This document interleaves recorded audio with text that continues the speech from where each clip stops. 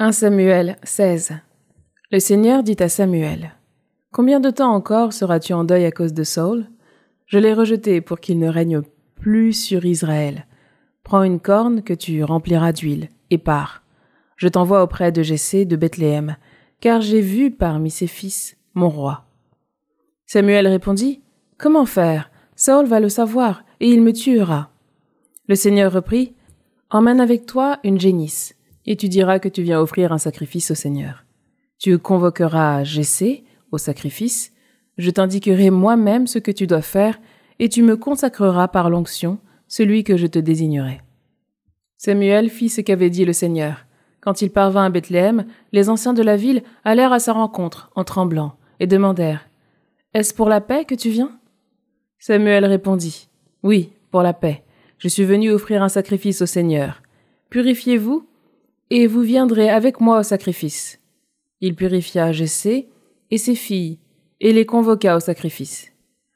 Lorsqu'ils arrivèrent, et que Samuel aperçut Eliab, il se dit: « Sûrement c'est lui le Messie, lui qui recevra l'onction du Seigneur. » Mais le Seigneur dit à Samuel: « Ne considère pas son apparence ni sa haute taille, car je l'ai écarté. Dieu ne regarde pas comme les hommes.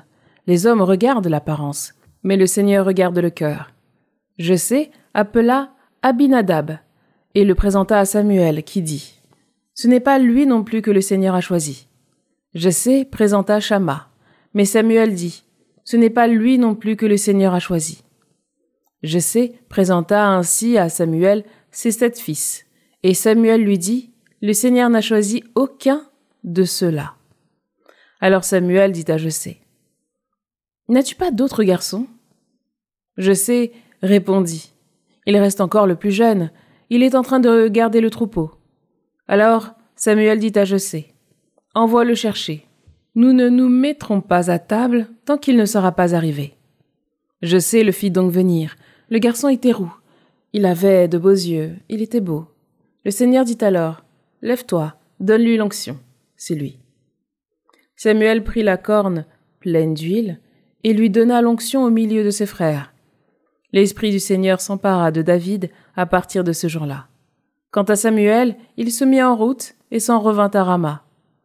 L'Esprit du Seigneur se détourna de Saül, et un esprit mauvais envoyé par le Seigneur se mit à le tourmenter.